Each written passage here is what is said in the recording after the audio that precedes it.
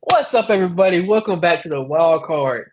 Kendall, we got a special episode. I mean, every episode is special, but there's a lot of news that came out recently, transfer portal, and we got a lot of opinions to talk about. So, without further ado, play the theme music.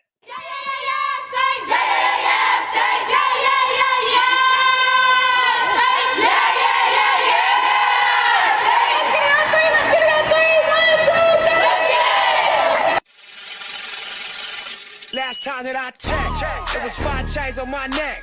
It was no smut on my rep. Last time that I checked, it was in the set. Make a $250,000, no sweat. Last time that I checked, I'm the streets voice out west. Legendary self-made progress. Last time that I checked, first the money, the respect, and the power come next. Last time that I checked, I've been self-made from the dribble. I was been saying I'm a Kendall, we are back with another episode, man. And before we get into this, disclaimer: these thoughts, these opinions are of our own. They do not reflect the university in any shape, form, or fashion. Let's get into it, Kendall. So, obviously, we have recently lost Keyshawn Johnson, Adrian Maddox, Robert Austin, Nike Willett, Jalen Lay, Chevalier Condry. What's going on, Kendall? How are you feeling? Because this news kind of hit us. Keyshawn and Adrian transferred the same, like almost simultaneously. How are you feeling right now? Go get your bread or whatever. So, I mean, I don't know if it's a money thing. I don't know if it's a talent thing. I know, both of them, I'm pretty sure have aspirations to go to the league. Keyshawn, I definitely know for sure, but I know Adrian probably got the same thing. It's tough. It's definitely tough, and I'm gonna miss those guys. I'm gonna miss those guys real bad. I think the team is too. I mean, there's always the hope that they may potentially come back, hopefully, but unfortunately, I don't think that's the case because those are two. Okay, we're good. Thank you for that. Make sure you put it up, Ken. Just make sure we're good. But there's always the hope that we can convince these guys to stick around. They don't have to make a decision until the end of the spring, ultimately. So we have a lot of time between now and then. And I heard the comment that championships and whatever the case may be, building a program is not one. But winning a championship is not decided in the firing process. It's decided in the hiring process. So hopefully we can, maybe bring in guys or bring in people to convince them, or we can get these coaches to convince these players to stick around because just until they commit somewhere and sign their name without a line, they don't really mean anything. So keep those options open. Can you get anything? What you want to get into first? So I wanted to because I know the transfer portal, especially now, can definitely be something that's pretty difficult to kind of wrap your head around sometimes. So I wanted to kind of just shed a light on the history of the transfer portal, basically like when it became this even bigger phenomenon than it already was. So I got this from a video about a month ago that includes Urban Meyer and Jerry DiNardo talking about the transfer portal and basically the history of how it happened. So in 2021, for those of you who don't know, that's when the transfer portal kind of took off in a sense that it changed the game. The landscape was completely changed. So I'm gonna read this to you guys and basically kind of help all of us understand exactly what we're dealing with. So it says the new regulations were adopted, allowing student athletes in Division I football, men's and women's basketball, men's ice hockey, and baseball to change schools using the portal once without sitting out a year after the transfer. And then it goes on to say this regulation placed all NCAA sports under the same transfer rules as the so-called one-time transfer rule had long been in place for all other Division I sports, as well as all sports in Division Twos and three. So, and I also want to thank Big Ten Network for that. The video was really short. It was really cool to kind of get that understanding from Urban Meyer and Jerry DiNardo as well. So basically, I wanted to bring that to our attention because I wanted to kind of shed light on exactly what we're dealing with. Why is the transfer portal so easily accessible now? And Because it's always been there. Yeah, absolutely. Yeah, and that was the thing. That was the thing for me when I did the research on it and stuff like that. I wanted to understand it a little bit more. And in 2021 when they made that rule, it allows guys to really transfer wherever they want to. So I think that was important context to add to this discussion. But I don't know, man. It's a lot of different places we could go with this. I know you said that you had a lot of places that you wanted to start, so it's all up to you. So I see both sides of the fence on this. I can see the player's perspective, but I can also see the alum's perspective and feeling like, betrayed, heartbroken, things however you may feel. Mhm. And I just want to say that regardless of what decision these athletes make, as a fan, an alum, whatever the case may be, you have to respect it. Um, because you never know what these players may be going through or whatever the case may be, because I'm gonna get real personable here, Kendall. Back in January or December of 2022, I had to make a decision, right? Mhm. I had to make a decision about where I wanted my future job to be. And I had been somewhere working for the school newspaper for an extended period of time and built connections with yourself, many other people, and it was very comfortable for me, and I enjoyed it a lot. And it's how I made my big break on campus, Mhm. connecting to a lot of different people, and I loved it. But an opportunity was presented to me to come work in the athletic department and do something that was more of what I wanted to eventually do in my career and working being in front of a camera, um, and doing things that were more fun to me and beneficial to me. So I had to make a decision: was I going to stay in my comfort zone and stick around with you guys and stay in my comfort zone, or was I going to go to a place where I could? It's going to be new, it's going to be challenging, and you Mhm. mentioned betting on yourself. I had to ultimately make a decision to bet on myself. And the connection I'm gonna make here it's gonna make sense in a minute. I don't think that I get the NBA fellowship without going to work for athletic department because those opportunities I was afforded interviewing players, interviewing coaches, building those connections with the athletic director, people in the sports media department all over, and ultimately led me to my fellowship. Mhm.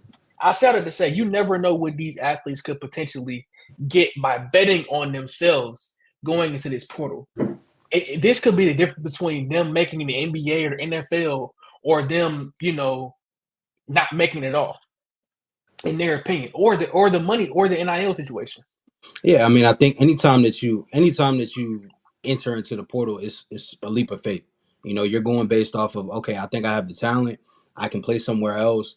I may not be getting the time that I want here or the money or whatever. So I'm gonna go somewhere else and I'm gonna see exactly what I can get, and maybe hopefully I get a bigger opportunity. I think the unfortunate part is grass ain't always greener on the other side. You got Some of guys these that players maybe. gonna get left in the portal. Exactly, and I think one of the things that Urban Meyer was talking about in the video that I was referring to earlier is that depending on who you are, you could really just be left there. I mean, we're dealing with college sports, we're dealing with a business at this point, so it's no guarantee that, okay, I don't get picked up by nobody, coach, can I come back? There's no guarantee you're gonna get a yes. Right. You have certain coaches, certain dudes can do that, certain Mhm. players can do that for sure. If I got a talented player, they put their name in the portal and they don't get what they want, they come back. But not Hey, to cut you off, Kendall, but like Coach Robinson said this on HBC United the other night. Shout out to all of them, Doc Holliday, and all of y'all. If a player doesn't want to be here, I don't want you here. I'm not in a disrespectful manner, but mhm, there are high school players and other players who want to come play at a Division I program. I mhm. want them here as opposed to a player who feels like you can get better somewhere else. And that's another thing too. When you talk about high school players can kind of be a slippery slope depending on what your vision is for your program. I mean, we look at a program like Colorado; they built their program off of transfers. Strictly transfers. And one of the things that Urban Meyer also talked about in that video was he said, in talking to some people that he knows at Colorado, they save certain scholarships that you might see go to a high school player. They save that for the transfers that they might get. So in your mind as a high school player, it's like, okay, what's the best route for me? What's the best way for me to maximize my potential as far as getting into a college program? Transfers is the same way. But like that spot isn't guaranteed, which is why when you enter your name into the transfer portal, coaches get. I mean, you can get replaced, Right. no matter what's going on, no matter what type of player you are. So I think at the end of the day, it's one of those things where I can see both sides. I can see you going to get a better opportunity, going to get more playing time, maybe less competition in certain areas, and that's just you. But then on the other side, you could be left in the portal, and you got to fend for yourself at that point. I mean, but this is probably one of the biggest things, and this is where I see most like this is where I lean toward HBCUs. The transport portal has really hurt HBCUs in my opinion. It's helped and it's also hurt because I feel like the toughest job in America as far as coaching wise is at an HBCU because you're already at a disadvantage due to resources, right? And now on top of that, if you have a star player like with Keyshawn Johnson, who you brought in as a freshman, as a high school player, and he developed into a superstar that popped, or Adrian Max, he's a superstar that popped. How are you going to be able to keep them there? Because when they pop and they get these SWAC Defense Player of the Years, they're the best player in the conference. Other schools are looking at that, right? They're seeing this. It's not just going off the radar. So it's getting them notoriety. The same way the NFL scouts are looking, college recruiters, they're in these players' DMs. They may not be, front and center with it, but they're sliding. They're like, okay, I see, Keyshawn Johnson, that's the best receiver in that conference. And yes, it's the SWAC. It's not SEC or like that, but it's still a really competitive conference. So I just feel like the reason I believe that it's so tough for an HBCU coach is like, how can I establish a winning culture or establish a culture at all if every single year I'm having to replace my best players, right? Every single year, every time I have a player that pops that I find on my own because I deserve the credit. I'm the one that found this diamond in the rough in Adrian Max and Keyshawn Johnson. And I'm saying those two because those are two ones that are notable transfers from our school.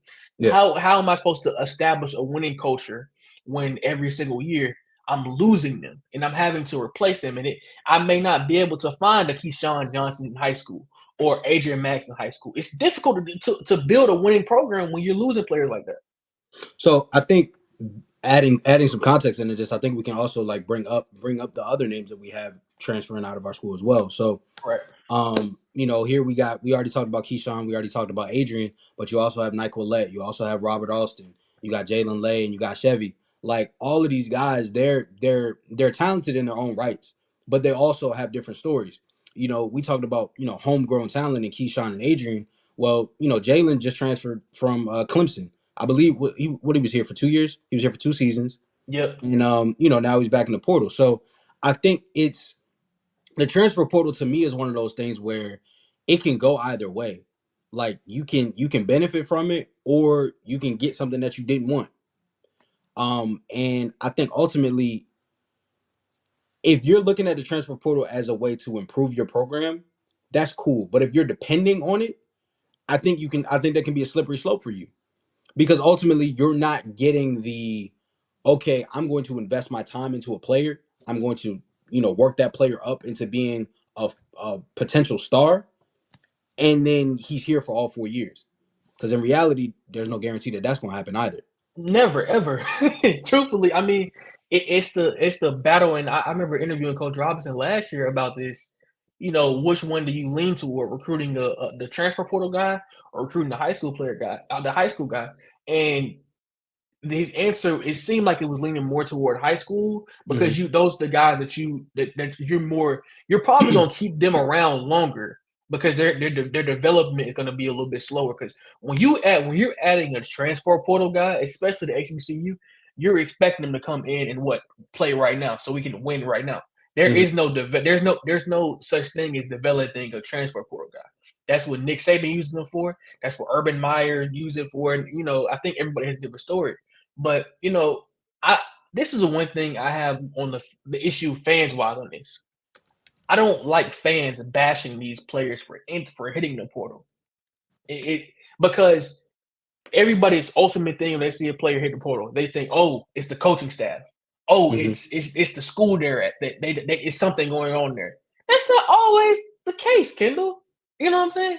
That's not true. Always What the issue is, some of these players just feel like they can go somewhere else and get better opportunity and better exposure.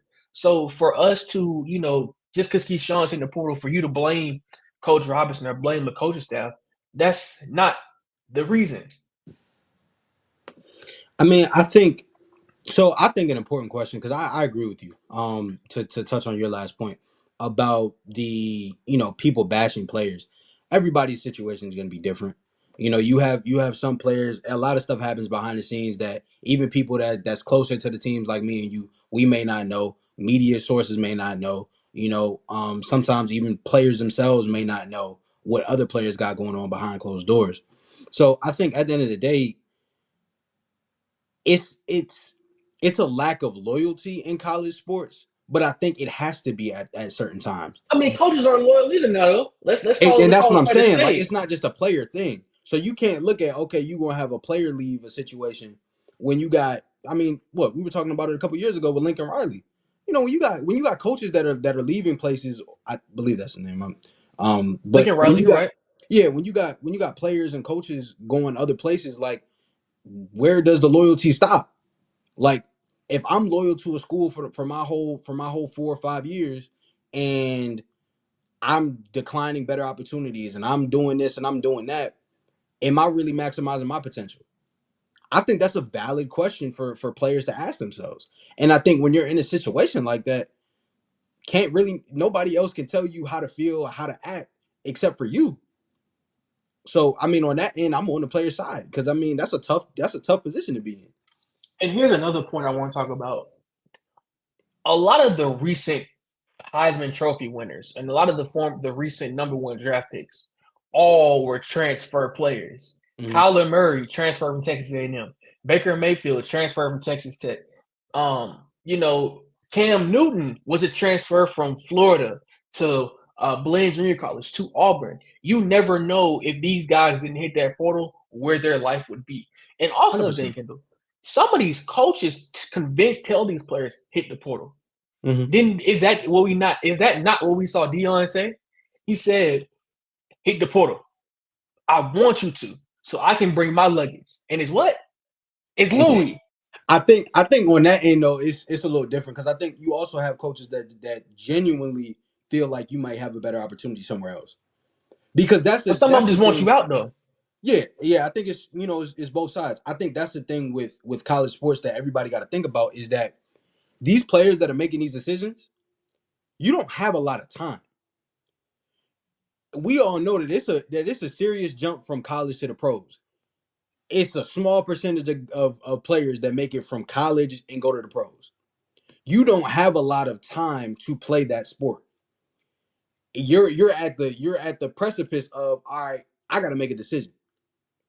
So in that regard too, you just got all of these different decisions to make. I feel like at some point you're going to make a decision that may not be the most popular, but that's how it happens. But with that being said though, I do got a question for you. It's a question to the audience as well. How much does a program's expectations affect the use of the transfer portal to you? I mean, I feel like it affects them tremendously because every program wants to win, right? Mhm. We saw, especially in the SWAC, what made Deion and Jackson State dominant for that little 2-year stretch was the fact that he was able to bring in a lot of transfers. Savion Wilkerson, his son Shiloh Sanders. Shador wasn't a transfer, but that's still a very highly touted recruit. He was a 3-star, 4-star. People forget that. So a lot of Deion's roster was built off of transfers. The same thing he's doing in Colorado right now. It's the same thing he did at Jackson State. Ultimately told everybody to get out. I'm replacing the coaching staff. I'm replacing everybody. I'm bringing in, the other players from the Power 5 level to come play here. So, I mean, it affects it 100% because everybody wants to win. But this is what I'm gonna tell you though, Kendall, and this isn't to go on this question, but this is another thing. The bigger picture of this, we're going to lose so many Eddie Robinson Jr. success stories, so many Titus Howard success stories based off of these players leaving to go to a Power 5 school. because don't you think if realistically, Kendall, that Mhm. 1991 black national championship team that we had, if you put them in today's the way they were dominating teams back then Mhm. with NIL, with the transfer portal, don't you think that they would have been getting boatloads of money, especially somebody like Coach Robinson back then? I think so, but I don't know if it would have been. I don't know if it would have been the same. And I'm saying that because I think it's only so much money to go around, especially at a HBCU. It's only so much money to go around. I think when you have so many players that have that potential to play at the next level, have that potential to play in the league, you're kind of dealing with a situation where everybody can't get fit. True. So I could see different players going this place or that place, not necessarily because they don't have loyalty to the program, but because like this money that I'm getting right now could change the course of my family's trajectory for generations. That's kind of how you got to think about some of this stuff. Like it's not as simple as just saying, okay, this is just for these next couple years. Nah, it's been some players, or it's been players in the past that have said, all right, I'm gonna be a one and done. I'm gonna go straight out of high school. I may not be ready, but because of where I'm projected to go in the draft, or because of where I'm projected to go, that's enough money for me to take care of my family.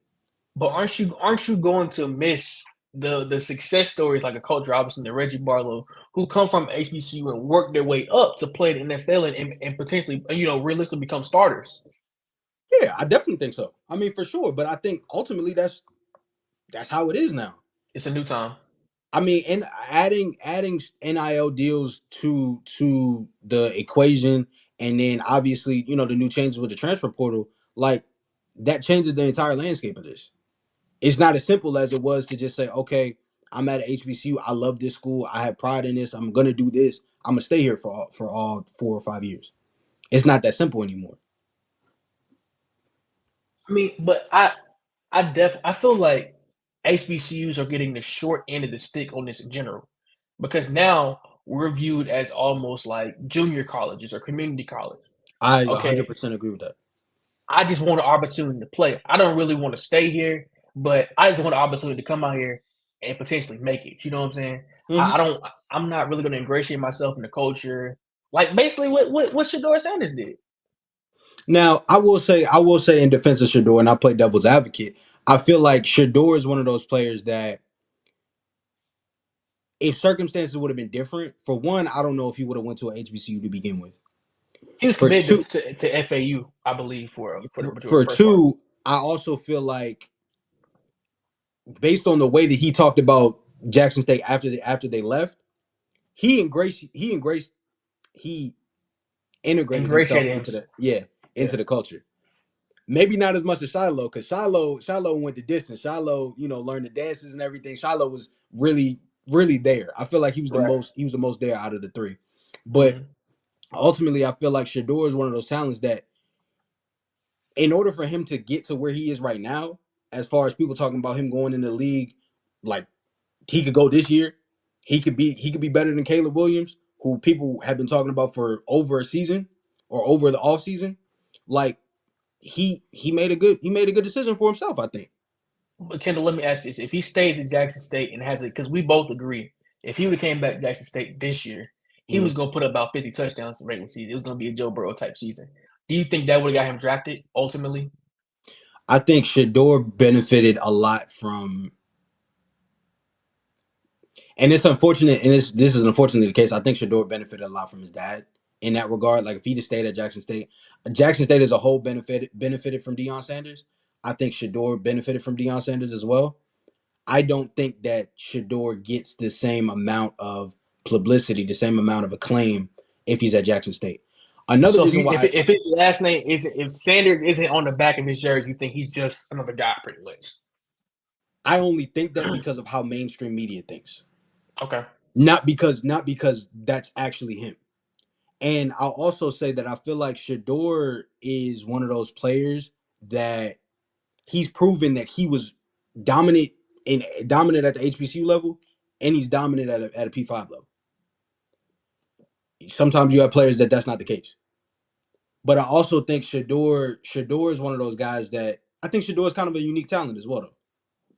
because he literally went up there one time and said, the game is pretty much the same. Like it's not that big of a jump Just because when you the trench is the only difference. when you know the game that well, it's not that big of a jump. So I don't know, man. But on a point of Deion Sanders though, I feel like Deion Sanders to me is at that caliber of like a Michael Jordan or a LeBron, where I feel Absolutely. like when you compare somebody else to them, it does that other person a disservice. Because really, we should be treating the LeBrons, the Michael Jordans, the Deion Sanders, the coach Deion Sanders, especially right now. We should be treating them as anomalies, as enigmas. We shouldn't be treating them as the regular standard. We're giving regular people too much credit for not being that, not having that, not to knock anybody, but not being that great. 100%. Because Deion Sanders is what Deion Sanders did in 2 years at Jackson State. Everybody can't do that. Nah. We saw Hugh Jackson. Hugh Jackson may have the resume of coaching.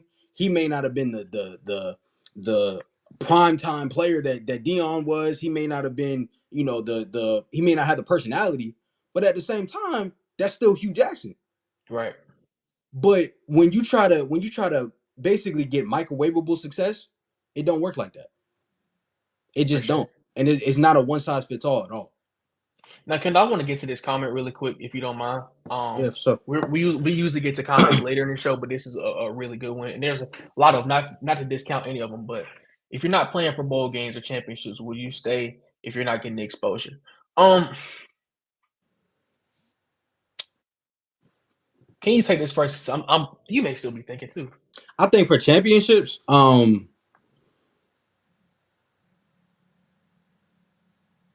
if I'm in a situation like I'm at Valley and I'm a top player and we're not competing, I'm leaving. Right. I think it all depends on if I'm competing or not. Right. Because ultimately, if I'm a dog and I know I'm a dog and I'm still not getting the exposure because of the caliber of teams that we're playing, then I would definitely consider leaving, if not, fully leave. Because I feel like then you're doing yourself. That's one of those situations where I was talking about before. You're doing yourself kind of a disservice. Because that's one of the things that I've seen people say about us in our schedule with Keyshawn. Okay, Keyshawn's not going to the league if you're playing Miles and Tuskegee. Both D2 programs, no disrespect to them, but they're both D2 programs. This is interesting you brought this up because we saw he got the offer from Vanderbilt, right? Mm-hmm. And you felt away. You felt like that's a good spot for him, right? And I'm like, everybody in your comment section, hopefully y'all know about Vanderbilt's football history. They are not a winning program. I don't think they've even had a winning season since James Franklin was there in 2014. So I'm of the mindset that, okay, why would I go to Vanderbilt and play for a losing program, right? Mm-hmm. And obviously it's SEC, it's exposure, but it's a losing program. Why would I go there when I can stay at Bama State and dominate? And see, we've had this discussion before. I feel like for me, it's one of those is a really basic question for me. Because if I ball out against Vandy, if I ball out, I'm playing at Vandy. If I ball out against a Bama or even a Mizzou, if I ball out against them, I'm getting looks. Because SEC, and we've seen it with the college football playoffs, we've seen it with all of these different things. SEC is the top of the top, the creme de la creme. If I ball out against them, that shows you that I can ball at the NFL level, undoubtedly. Like there's no question about it. That's something that I highly consider. I get that. But because I think next year in this offense, if he were to stay hypothetically, he would even have more production because now I'm comfortable with my quarterback. This would be your first time with a consistent quarterback for a second year, as opposed to going to Vanderbilt where the grass looks greener. It's the SEC. It's a lot going on there, and it looks beautiful. It's the girlfriend that's pretty that you wonder why she's single. For sure. Until you get there and you realize that it's just not. It's not everything ain't what it seems. Yeah, it's misleading. It's right. 100%. So I get that. I just don't think that Vanderbilt if I'm going to go somewhere, I'm going to go somewhere that is winning. If like for example, people always wonder why do 5 stars consistently go to Alabama? If you know, like you're a 5-star high school player, why they consistently Mhm. go to Alabama if they know that they're probably going to sit on the bench for 2-3 years? Why does Bryce Young go to Alabama and sit behind Mac Jones for a year or 2 years, however long he was there? Because you want to compete against the best. If I'm Keyshawn and hypothetically I get an offer from Alabama, yes, I may have to. It's a huge jump. That's a quantum leap in the words of Kobe Bryant, but I would take it because why would I compete against the best? I'm facing the best corners every day in practice, the Now best secondary, the that's best defense. I will say that because that's the discussion that I had in high school. When it Mm, comes to some of the guys that I played against and some of the guys that I played with, when it comes to okay, if I'm gonna play at a Bama is different because Bama, like we said, Bama third strings is 5 stars, right. and all it takes is one injury, all it takes is one thing, and then next thing you know, you go from starting to not playing at all. So with Bama, that's a little bit different. Bama, that's big different. So I feel like I said, if I'm him, where it's Bama or Vandy or somewhere like Vandy, I might consider going to Vandy because at least I know I have more potential to play and not kind of waste those years of eligibility. If you had unlimited years of eligibility, all right, cool. But especially as a transfer, you don't have that luxury most of the time. I mean, shoot, the way the transfer portal goes, sometimes they feel like some of these players got unlimited years of eligibility. Oh yeah, Bo Nix been playing for a good 20 years for sure. Bo Nix is a vet. Bo Nix can get drafted right now and be a vet, 100%, Right, 100%. absolutely. But okay, Kendall. Now that we've gotten, I mean, we may get back on the actual reality of the transfer portal. How do, if you're Coach Robinson, where do you go from here? Last year we saw a similar situation. You lost your two best offensive players in Mm-hmm. Ja'Cory Merritt and Jeremiah Hickson. You also lost Tito Bill to New Mexico State, which is not a Power Five school, but they are a step up as far as conference wise. Yeah. That's 2 years going if you lost two of your best players. Now on the defense side of the ball for us this year, Kendall, Bubba Adams is graduating. Mikey Victor is graduating. Adrian Max is in the portal. You're almost rebuilding. Hey, bro, it's tough. It's tough. I feel like for me personally, I have faith because it's early. You know, with any team, with any program, I think that's the truth. It's early on in the season. You know, you still have time to get guys in via the transfer portal. You still got time to recruit guys from high school. So you don't know what the complexity of your team's going to look like. Whole thing can change. Whole outlook can change next month, 2 months from now. We've seen 2 consecutive years. We've gotten guys in Demetrius Davis and Damon Stewart that have changed the trajectory of our program. For sure. Um, I mean, I have faith. I recruit as well as I can, and you live with the results. But I think the coaching staff is going to have to do a heck of a job in order for them to not go down a level from what they did this season. Because you played well this season, Mm-hmm. and so now it's just about building on it. And that goes back to my point earlier. It is hard to build a winning program when if I recruit a really really good player with a lot of potential and he pops, I can't establish a culture. I can't build a winning program, and that shouldn't be I think that Coach Willie Simmons has done a really good job of recruiting high school players and also hitting the portal. It's a challenge, man, as an HBCU coach doing this. It is a challenge because not only there are two huge battles you are facing. Mm-hmm. It's NIL money, which we know most HBCUs don't have a lot to offer, and the transfer portal. Yeah, So, bro, I don't know. It's tough. Like we said earlier, it's not an easy thing to be, especially an HBCU head coach. It's not an easy thing because you have all of these expectations. You have all of these people saying, "All right, 1 to 2 years, we got to see something." When at the end of the day, for one, that first year, you're probably still dealing with the other coaches' players. absolutely. You're still trying to build and establish your own culture. That second year, okay, you have a little bit more free reign. You should have more players that you done brought in. You should kind of be laying the groundwork. That third season, okay. Now you want to see some improvement. Cool, I But can do that. Kendall, we have some very, and before I get into this, make sure y'all like, comment, subscribe. It's 39 people here. Make sure y'all like, comment, subscribe. The Cash App is right here. It's socials right here. But What's up to our new viewers? we have some. What's up to our new viewers? We have some impatient alums. We have some impatient fans. And I'm not talking about them 100%, specifically, 100%. but like it there's a lot of pressure if you're an athletic director, right? And you're looking at your alums are telling you, I mean, Clock ticking. clock is ticking. It's the second year, and we started the season off 1-3, right? Yeah. And I'm sure there were some people that felt like, okay, Coach Robinson shouldn't be here, and let's get rid of him. But imagine if we were to have hypothetically gotten rid of him, and what happens to the 7-4 winning season? We don't even give ourselves a chance? You have to give these coaches, and it goes back to our last episode. You have to give these coaches at least 2 to 3 years, maybe even 4, to really see what they're building, because there's a long-term plan. Absolutely, and I think that's why I was such a big proponent of Hugh Jackson staying as a head coach. No disrespect to what Grambling's ultimate decision was, but at the end of the day, I think you can get very caught up in, okay, we want results now, we want results now, we want results now. Ultimately, I think Grambling put themselves in a position where you got to do the same thing over again. When you fire a coach, you have to understand you're going to lose your players. You're going to lose players that are big contributors to your team. You're going to lose recruits that have declared or committed to your program. That's going to happen. And so think of it this way. When Deion left, who did he take?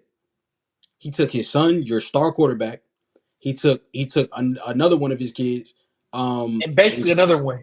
In Shiloh, and then Travis. But Right. he also took other players too. But at the end of the day, you have to understand that those players that are there are most of them are there for a coach. Let's be honest about it. Whether it's the recruiting coordinator, whether it's the coordinator, or whether it's the offensive coordinator, defensive coordinator, linebackers coach, or even the head coach, whatever it is, some of these players are going to have that loyalty to their coach so much that they're going to make a decision about their college future because of that coach. Right, because they're the ones that are ultimately convincing you to come there. And I think Deion said the best. You expect a high school player to stay committed to a school, they can't even stay committed to their girlfriend. He's not wrong, though. I ain't gonna say nothing about that. He's not wrong, though. He's not wrong. He's not wrong. I'm a convicted cheater anyways, but that's not the point. Wow. But you know what I'm saying? I think it's a struggle for HBCUs trying to just. Do you think? Let me ask this in the comment section. Y'all answer this as well. Do you think Hugh Jackson's firing, right, and the impatience was also due to the program that he went to with their rich winning history? 110%. You even had alums saying that. 110%. But it's one of those things where you still have to get the fact that takes time. Think about it. You give Nick Saban 2 years and then he's out. Nick Saban had a terrible, or by his standards especially, had a terrible first year. They lost to Louisiana Monroe in his first season. But if you give them, if you shorten that leash so much that you don't have any wiggle room as a head coach, I'm not going to be able to do what you want me to do. I'm just not. Point blank, period.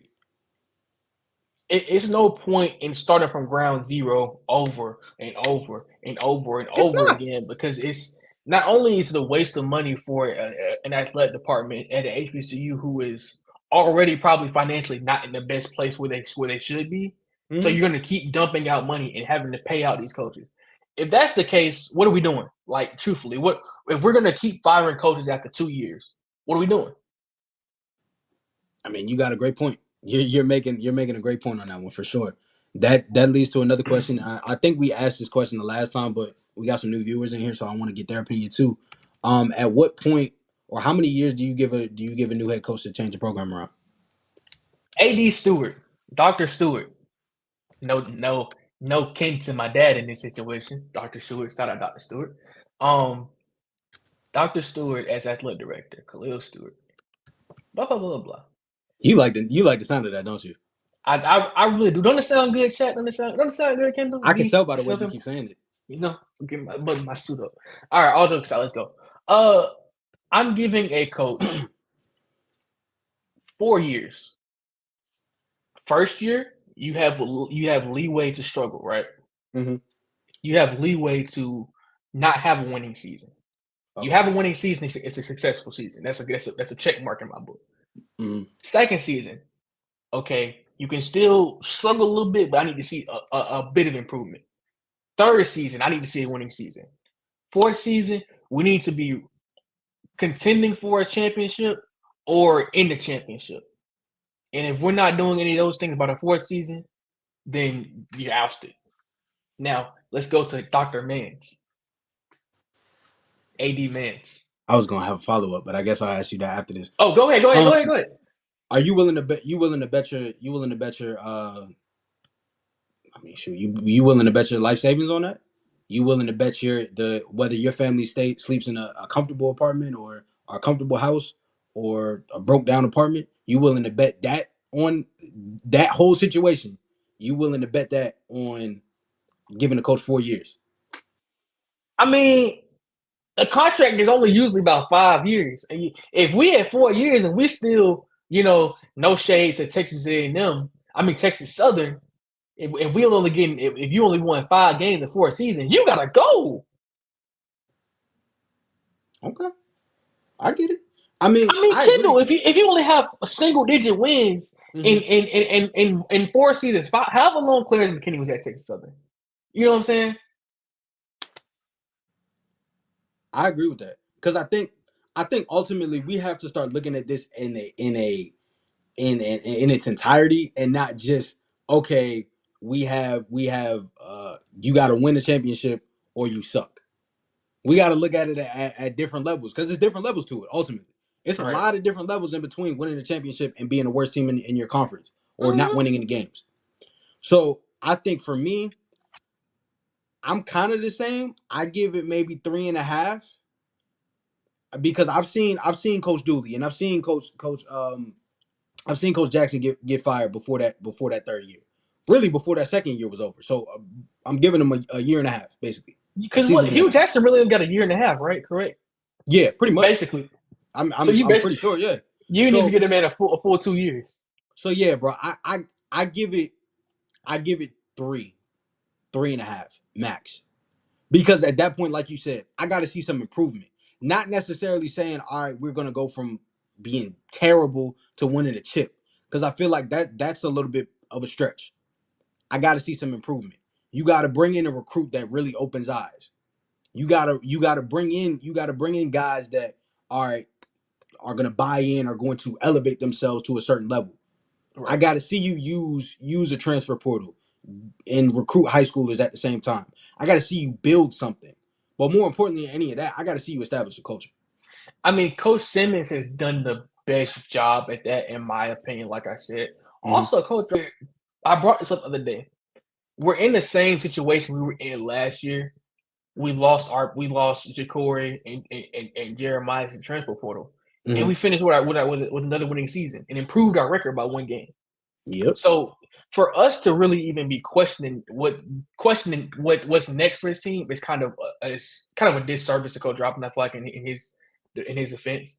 But like when you're in a situation like Coach Robinson, where I think we were on the Golden Boot and it was said that he's ahead of schedule. I feel like Coach Robinson's ahead of schedule as well. I don't know about you, but I mean, yeah, I think so. Like I said, bro. Like I said, at the end of the day, what I wanted to see out of this team was, all right, this is just me personally.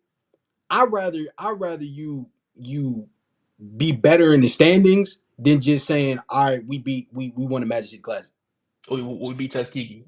You know what I'm saying? That's just me, because that's going to be the level of, all right, you're winning a chip or you're closer to winning a chip than you were the last coach we had. Coach Robinson did both of those.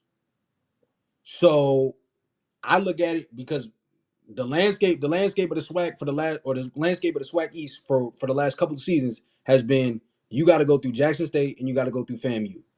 If any of the other teams are going to win a chip, those are 2 teams you got to go through. We beat Jackson State.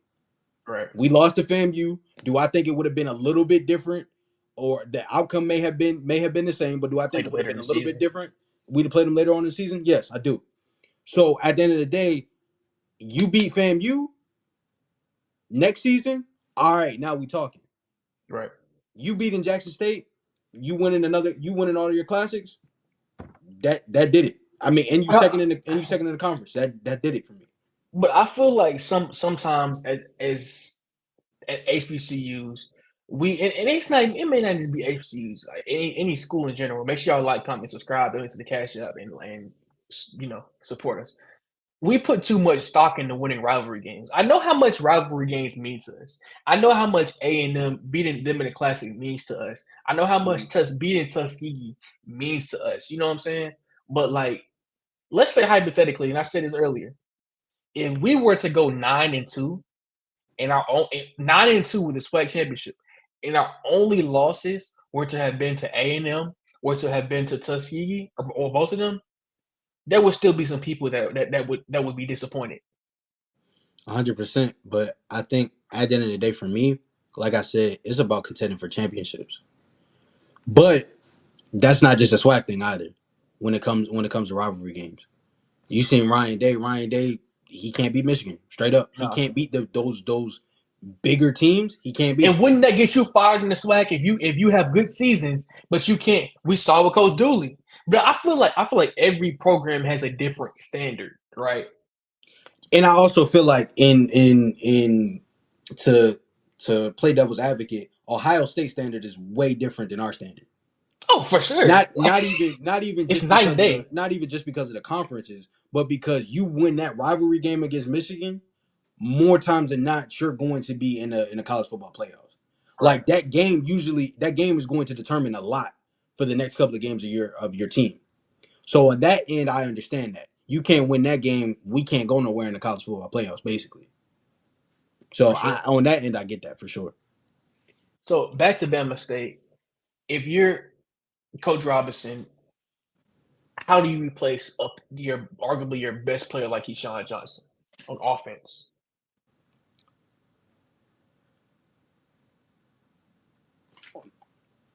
You got to trust your depth. I think personally. Yeah. Because I mean, I'm gonna be honest, and I think you can attest to this. Last season when we lost Jeremiah, we basically looked at each other and said, "Who do we have?" Mm-hmm. I don't think, for the most part, we talked about Keyshawn the season before because we were so enamored with Jeremiah and Levante. We were so enamored with them. We didn't talk about Keyshawn really at all. But Keyshawn, he showed us a lot in the games that he played. He was the best wide receiver in the conference. Right. So I think there's potential on that bench. It's still a deep receiving core. Absolutely. Like, you have, and the beautiful thing we have is this year, like we had two redshirt players who didn't play. Jalen Jones, I can't think of the other guy's name off the top of my head, but we have T. Smith, we have Tyree Saunders. We have receivers who may not individually be Keyshawn, but they also didn't necessarily get the opportunity because Keyshawn was just so great, so dominant, and was so like just the clear-cut number one receiver. And that's no knock to Keyshawn because we want him to get the targets. We want him. That's what you do. You get your best player the ball in his hands. Mm. But I think that I think for us as a fan base, right? It's not about how many players we lose in the portal. Mm-hmm. It's about who we're losing in the portal. I feel like that's why we have so much frustration. Because if you get a bunch of players like last year, they hit the portal, and went all their separate ways. That's usually what happens. You have mass exodus. But when you're losing your best player offensively and arguably one of your top players defensively, that stings a little bit more. I 100% agree because I think you're putting yourself in a situation where at some point you're going to have to replace those guys. That very well could be guys on your roster. Like we said when we lost Arshad and Keenan Isaac, Arshad Davis and Keenan Isaac last year.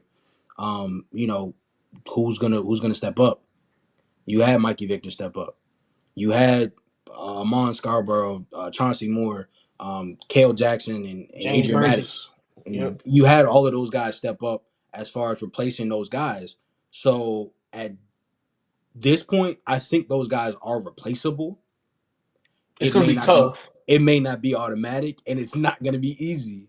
But at the end of the day, I feel like when you lose players like this, this is college. This is college sports, and especially this is college football. You got to replace and you got to move on. And it's important as alums and fans that we don't take this stuff personal.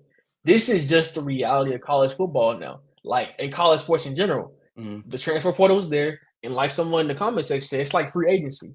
And it's what do we see in professional sports when players are unhappy or players feel like they can go somewhere else? They request a trade. It happened. James Harden's done it what 3-4 times in the last 5 years now. At this point, it's James, like he does it all. James a little different though. If you put your name in the transfer portal 4 out of the last 5 years, that's a little different. I mean, but we have players that do that. They transfer every other year. Hey, we just had a quarterback at Alabama who left Alabama to go play lacrosse. Okay, bro. Let that man play. Let that man play lax. Leave that man alone. Kendall. But you're leaving Alabama, the premier college team, and your quarterback, being quarterback for Alabama, is being the point guard for the Los Angeles Lakers. It's being the quarterback of the New England Patriots. It's being the quarterback for the Dallas Cowboys. You're leaving the premier program, not Jackson Are they State. the program lax? No. Let that man be great somewhere else. It's Notre Dame. Let that man be great somewhere else. You don't even know. I don't know either, but you don't know. I don't. Yeah, you're right. But let that man be great somewhere else, bro. Get off him. Bro, come on, bro. You about to win a national championship and you hit the transfer portal for lacrosse. Get out of here, man. Okay, and I got a ring and I'm going to play the sport that I actually want to play. You're not even supposed to be in the playoffs. Shout out Florida State, man. You 100% right, but at the end of the day, are you ready to get to these comments, bro? Yeah, let's get to the comment section, y'all. All right. You want to get it? I've been playing producer all the whole show. I got you. I think the transfer portal hurt a team culture in the long. Absolutely. I mean, it's like I said earlier, it's very difficult to build a winning program, a consistent winning program, when your players are hitting the transfer portal every single year. Could you imagine if after last year, Jeremy Musa had that big season at FAMU, and then Jeremy Musa hits the portal and goes back to Power 5? Yeah, I mean, that would hurt. That would definitely hurt. Like I said, unfortunately, that's just college football. That's college sports at this point, unfortunately. It's sports in general. All right, the transfer portal is becoming the college version of free agency. It's sad to say there's no loyalty. Like I said, as a convicted cheater, college students struggle to stay in relationships. If you're not gonna add context with the story, bro, you gotta stop saying that, bro. I have to say, we're gonna have a wild card after hours one day, and we're gonna get in depth on some of these stories that because me and Kendall got some stories, and maybe when we graduate and we can kick back a little bit, and we'll get back to that. If I do say so myself. That's why I have super respect for coach like Hugh Jackson, because he did not take the prime route in upgrading his roster. I think he tried. He didn't get a chance to. Yeah, Deion had the spring season and then he had the fall season. That was COVID, so that's when the transfer portal really, as you brought up earlier in your graphic, really kicked off in that 2020-21 season. Mm-hmm. So it was a different time. It was a different time. So because I look at Shedeur, like I said earlier, like a transfer portal piece. Mm-hmm. So, oh Lord, that's what this comment got. Golly, Sneaky Pete. Sheesh. Deion is a disgrace, especially the way he's talking to and treating these kids. To him, it's like a commodity to use for his benefit. He doesn't care anything about the kids. I think he's gonna what? Nah. But to make this comment quick, because the episode really not about Deion. I think Deion is like I said, he's an enigma. He's one of those guys that not everybody's gonna understand. I don't agree with everything that he says. I don't. But at the end of the day, I also think that he does care about.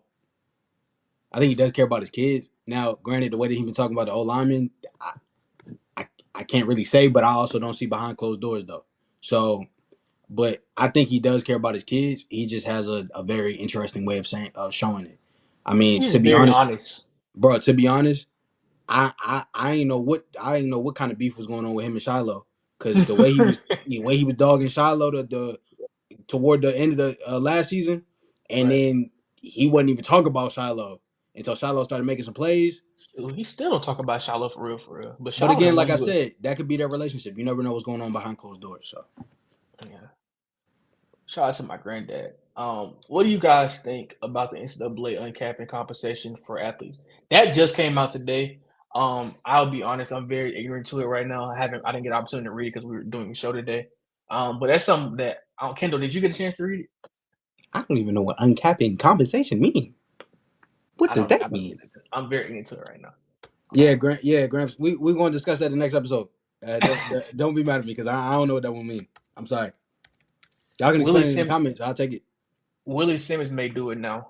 I was trying to think about what you may be referring to. Kendall, you know? Because I know we Probably talked leaving. about I think he was talking about leaving. Oh yeah, because the Tulane jobs became open. That's the thing, Kendall. Not only for our players, it's going to be hard for programs to keep players. Coaches who have like dominant success at these HBCUs, they're going to be a hot commodity at these next levels. I mean, we saw it with Dion when he was dominant at Jackson State. All of a Mm-hmm. sudden, now Colorado comes calling. It's going to be hard for FAMU to keep Willie Simmons there for a little bit more than more than 1 or 2 years. Especially because, and this is unfortunately the case. I think when you start winning a lot, if you're somebody that like Dion, where you start winning and you don't really feel like it's competition, or you don't really feel like it's like it's anything more you can do, like you reached your cap. That's when you start seeing people go other places. And can do it. Don't let him win the Celebration Bowl. Do something that Dion didn't do. Oh man. Hey, but look. Hey, you know what? On that note, I'm rooting for FAMU this weekend. I want Coach Simmons gone. I want him gone. Because you know what that does for us? Open up a little game, open up a little crease. We can get right through that and go get our SWAC championship. But Coach Robinson going to stay. Because Coach Robinson, my guy. That's my guy. That's my coach. That's my E-Rob. You know what I'm saying? That's big. That's big, homie. That's Big Rob. Big E-Rob. Who? Crazy. All right. How many players left in the portal from last year for Bama State winning Mexico State? 3. Well, and disappeared. Yeah, I was None of them disappeared. Wait a minute. Oh. Reading is funny a minute, but no, all of them started. To be honest with you, I'll be honest. Most of the players that transferred from us in general last year, all did pretty well at the schools that they went to. Charles Davis at Troy. Yeah, making an all Sun Belt team, and Ja'Cory Merritt is one of the best running backs in the country. Players. Ja'Cory is going to get drafted. I'm telling you. Dog. We've been telling y'all this. Yeah, and shout out to Jeremiah. We know what time is Jeremiah, y'all. He going to Big Tito. Tito, shout out him too. Bama State is not a winning program. Why not get tape in SEC? This is Kendall's point. This is your point, Kendall. I mean, yeah, we was talking about this. Like, you know, if I'm excelling at one level, but I believe I can play at another level, I definitely think, you know, championship contention plays a part in that. Like I said, these players only have a certain number of years that they can play. I mean, I've seen Keyshawn post on his Instagram before. I feel like I should be in the Heisman conversation. Well, you go to SEC, you'll get your opportunity. Yeah, Devontae. Yeah. Huh? Devontae. I'll be honest with you. Mary was an all-conference player. Davis had a really good year, Troy, for sure. And Urshad Davis won this. They won the Sun Belt Championship. So shout out to Urshad. He's a champion. Basically, would you rather be the man in the small school or just be a guy at the bigger? That's my thing. Because I feel like at a bigger school, right? Like, say hypothetically, Keyshawn goes to Georgia Tech and he just, you know, the second or third receiver on the team, second or third leading receiver on the team. Mm-hmm. I feel like, you know, I'll play both sides on this. You can be an average player at a Power 5 level and still get drafted. You can't be average at HBCU and get drafted. Oh no, nah. But I also think, you know, it's that old saying for one, you know, big fish, small pond, small fish, big pond. That's the one. But then it's also, you know, if you play well, people are gonna find you. Oh yeah, for sure. I agree with that, but I also think, and I mean, the whole Deion Sanders at Jackson State thing was a big indication of this. Just because you're at those HBCUs, you may not get drafted. I think a lot of players, because you dream of that. You know, you dream of shaking the. You want to hear your name called. You dream of getting that jersey and smiling, taking that picture. You dream of that. So for players that want to hear their name called, I definitely think they think about that. But when you talk about guys just getting into the league, we've seen a lot of guys that dominated on the HBCU level be playing at a or be playing in the league, make practice squads. You may have to get it out the mud, but for some of these players, that's something that they're used to. That's been But their whole life. you could also have to make out the mud coming from Power Five though too.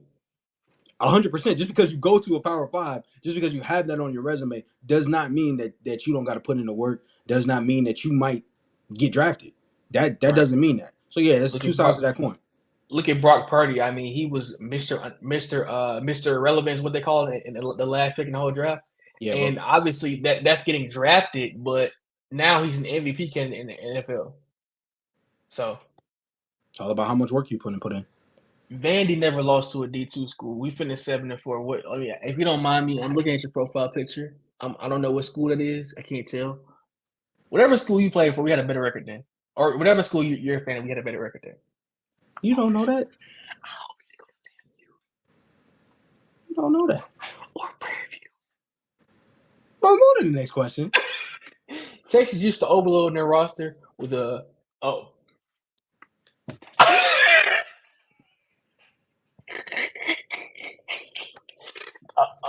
hey Kendall, what did Kobe Bryant say? You just beak me a stretch. Bikram, no, he said Bikram yoga stretch. That do not say Bikram, bro. Beak me a moya stretched. That question. Oh. I don't know what word it is. Buku. That is a word. Buku. That's how you. I did not know that's how you spell that I word. never knew that. Good Lord. never. Texas used to overload their roster with buku players. Hey Kendall, you want Kendall? I thought you said Biku. Yo, that sat on the sidelines for 2 or 3 years. Okay, yeah, for sure. Arch Manning is gonna have to do something like that, especially since Quinn Ewers is coming back for another year. That is a situation where Arch Manning is out. That is a word right there. What did you say it was again? A buku, bro. A buku. Okay. No, not a buku. Buku. No, buku. A buku play. Okay, got you. Yeah, for sure. Where did Merritt go to? He had the crib. He in Albuquerque, New Mexico. I think Swag 80s are gonna get fired with firing coach every 2 to 3 years.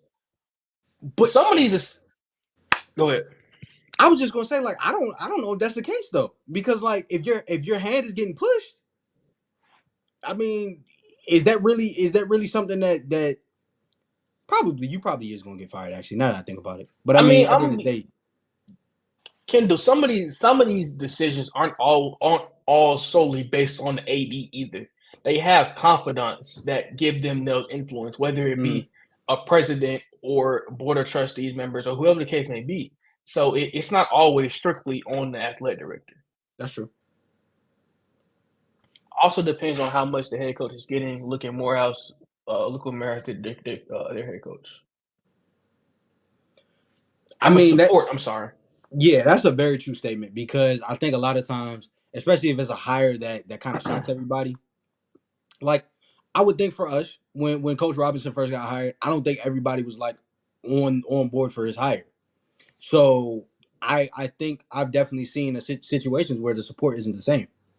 As if you got like maybe a Deion Sanders, or you got even a coach that people respect a little bit more as a coach. So yeah, definitely that can definitely happen. At least y'all lost y'all guys now and not in the spring like last year. That's fair. It gives you time to replace them and look in the portal, since it just opened up yesterday or Saturday, one of those two. So I think that it gives Coach Robinson time to develop and figure out a strategic plan, because I'm sure Ja'Cory transferring last year was a big surprise to all of us. Yeah, it was for sure. Y'all feel like Keyshawn is looking for more of a spread offensive system?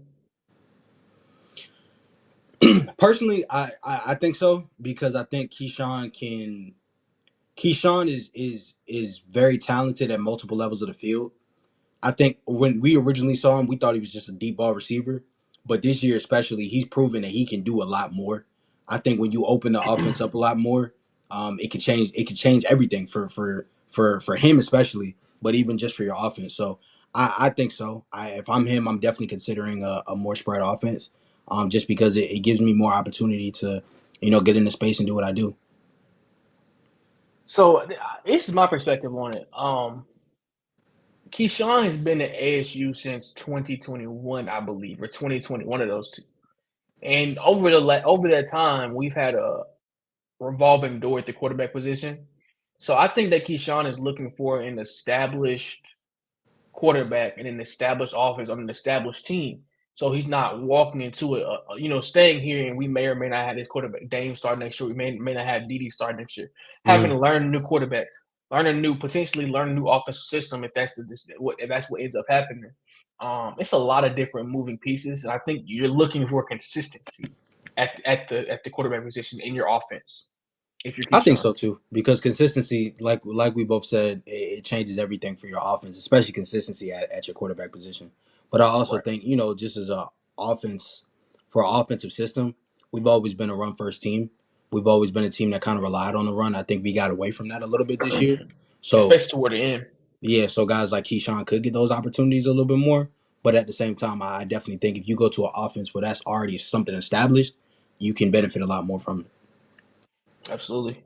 Everybody's losing play. That's the point. I think that I can't remember what the number was that I sent to you earlier about how many players in the transfer portal now.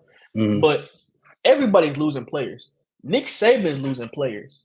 I mean, even when we talk about coaches leaving staffs, like in Colorado, when they have a lot of coaches leaving their staff. Mhm.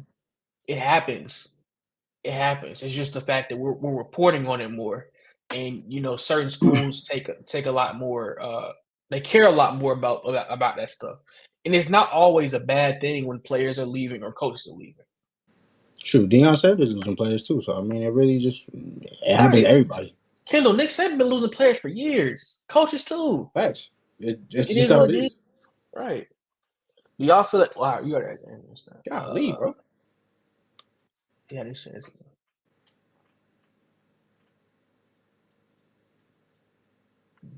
You got it, bro. No, Willie Simmons may go on a 2-year run of no conference losses. Sneaky Pete, repeat your question. It didn't really make any sense. At first I thought you tried talking about quarterback Dede. I was tripping. So, but no, Willie Simmons may go on a 2-year run of no conference losses. We gonna get him next year. We'll get him next year. What Tyree say? Stand on that. Stand on that. It's French. It's French. Hey man, we've been on stream for about an hour plus. You can't just be pulling French on us. We took Spanish. We didn't take French. Yeah. Shout out to your 4.0. Shout out to my 4.0. Yeah, we both got A's in Spanish. So We scholars up from here, from 6-5 to 7-4 year, I was doing a good job, but recruiting will be a test for him for real now. I mean, it's all. Agreed. This is the first year. This is his third year. So now these are pretty much, for the most part, going to be all of his players that he's handpicked to fit his system. So it's definitely going to be a tough task. But every time that people have doubted Coach Robinson, he's always come out on the other side of it. Even when people doubted him being a head coach in general. I mean, Kendall, has he not proved everybody wrong? 100%. We figured it out now. We're gonna remember that. That's gonna be a word I remember forever. I knew the word. I just didn't know that's how it was spelled. I've never seen it spelled before. Yeah, I knew the word that. Yeah, I know. Yeah, for sure. Yeah. for sure. For sure. They try to disrespect us, bro. Like, for so we got it. Keyshawn didn't get the ball as much as he should have. I do believe that's the main reason. I'm sorry to hiccup. He got the ball a lot. He was by far the leading in catches on the team. Like, it was a huge difference. I think the second leading receiver behind him had like 15 catches. It was. I'll agree with that, but I also think, and I mean, you said this. I agree with you throughout the season. There were times where he should have gotten the ball that he didn't get the ball. So I mean, Miles. I get it. I definitely get it that he dominated the ball, like the carry. I mean, the receptions and all of that type of stuff he did. But at the same time, I still think there were times when he didn't get the ball. There were times when some of our wide receivers didn't get the ball. Our other wide receivers, like it really just all depends on the caliber of player that you are, the situations, all of that type of stuff. Because having different quarterbacks in there, trying new things offensively, all of that plays a part into it. So on that end, I can get it. I can understand. Because truthfully, like Kendall said, we changed the identity of our offense within the middle of the season. So, like everything just changed. Because if you go back and look at that first game of the season against Southern, we were really running the ball like I think we ran the ball almost 50 times. Keyshawn Mhm. still had 2 touchdown catches, but for the most part, it was still a run first offense. So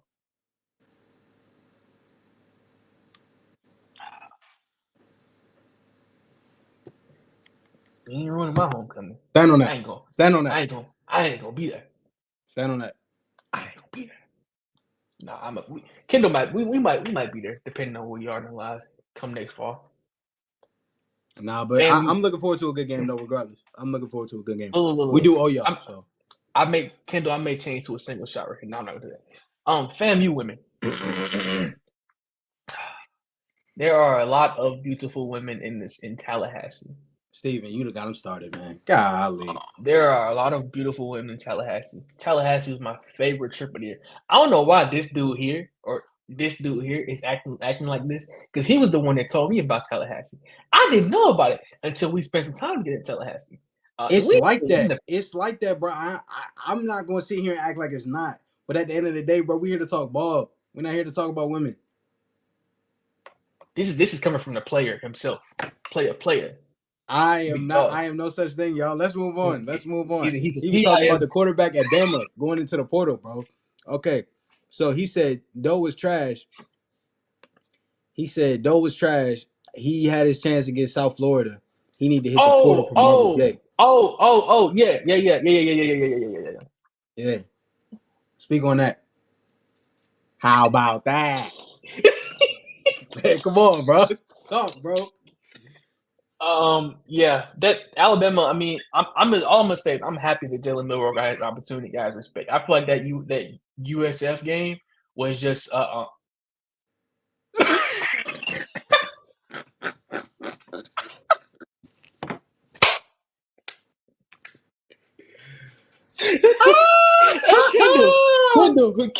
Kendall.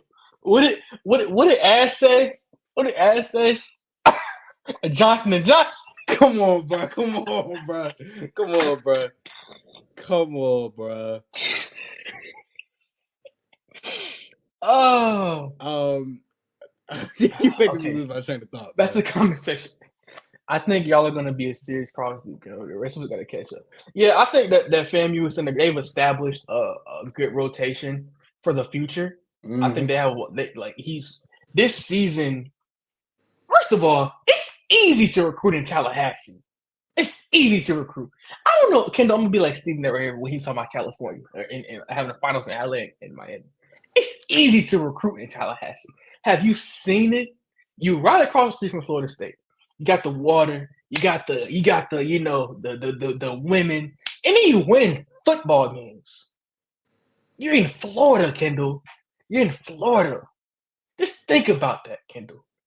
You're a high school recruit, and you got Colorado offering you, and you got Florida and Tallahassee.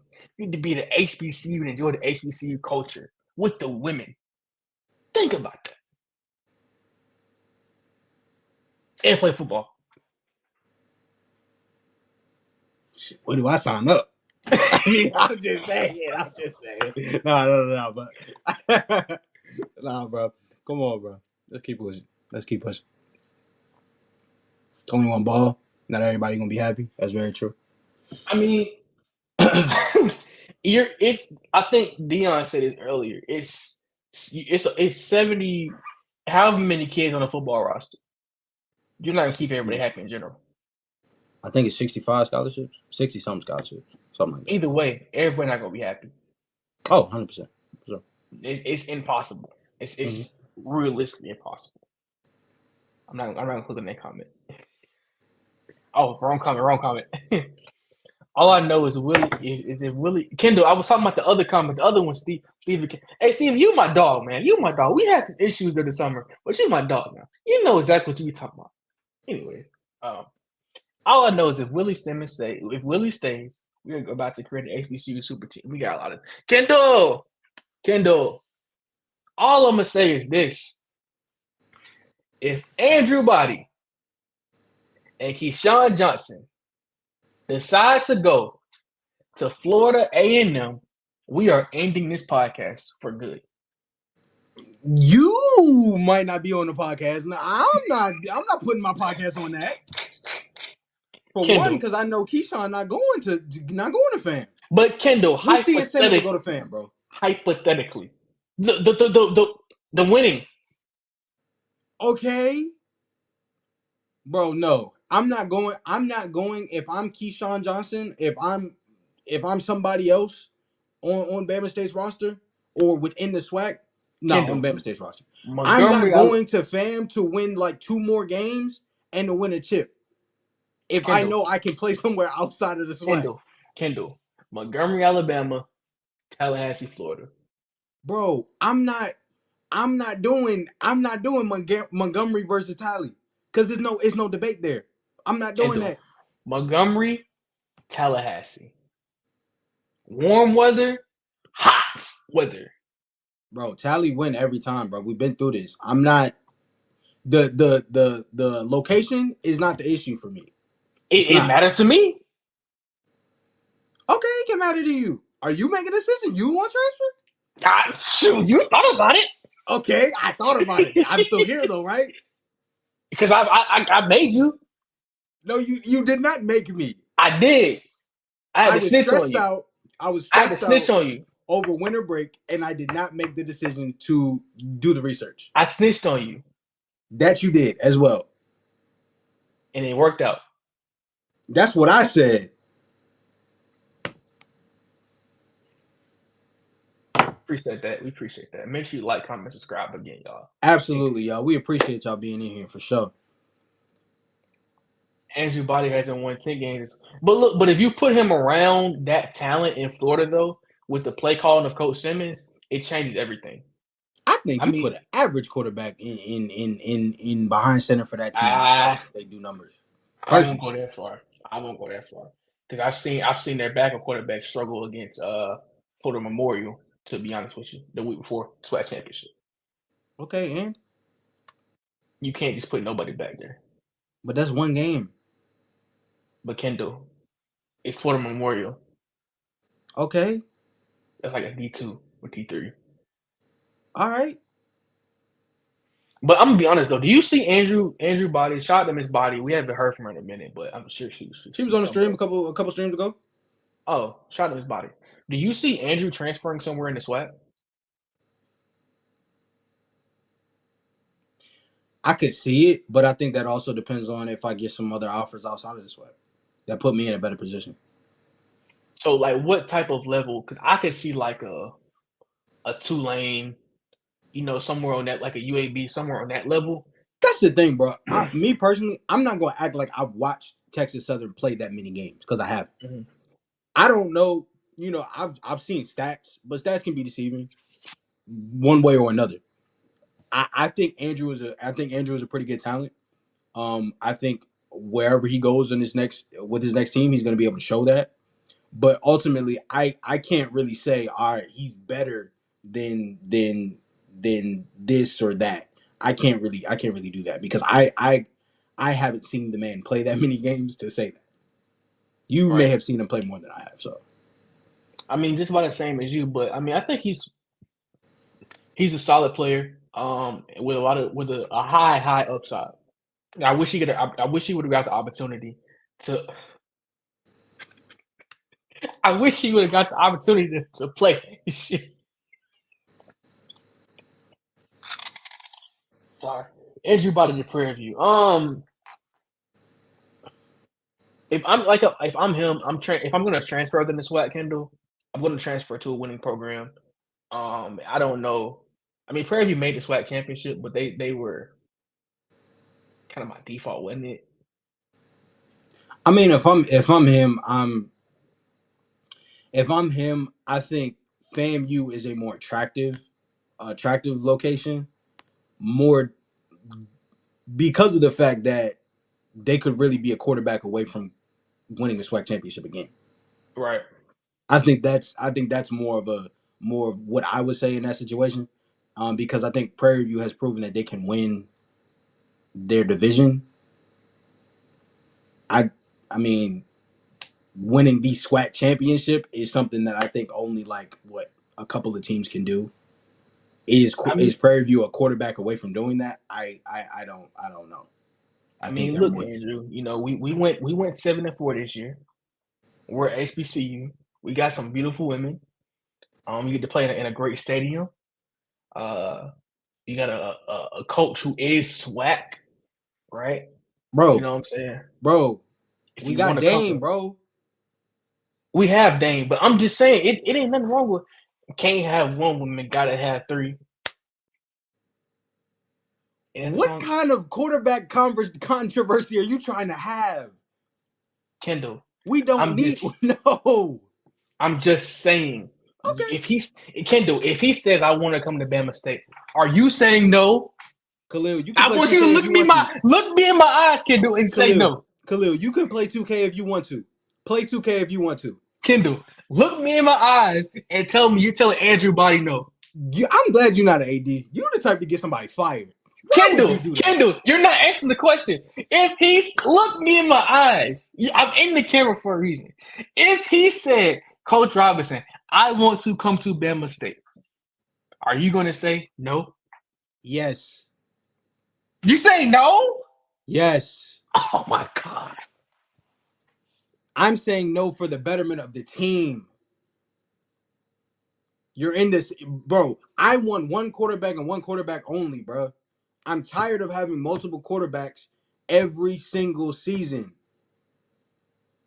What's We wrong with some had three comfort? 2 years ago. We had we had three last season. We got two. We had 2, 3 this season. I'm tired. I'm exhausted.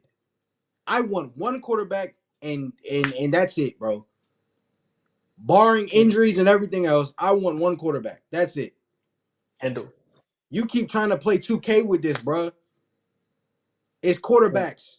Don't make it more difficult than it needs to be. Kendall.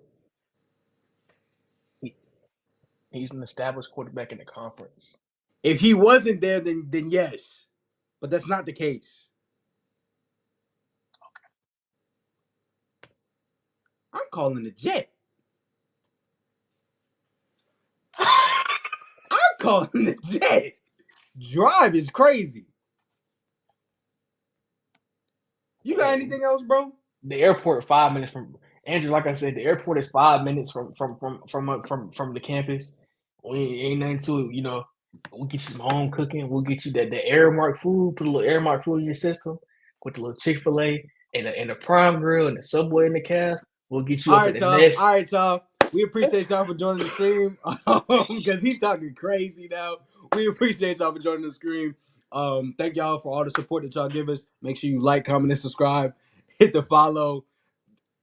Add the socials, all of that type of stuff, y'all. Hey, Khalil, it's do you have 42. anything else? It's 42 people here. If you are a new subscriber, make sure you like, comment, subscribe. We love the new ones. And make sure you donate to the Cash App. We appreciate the support. And donate to the BNF. So thank you guys. We'll see you Appreciate y'all, next man. time. All right, y'all.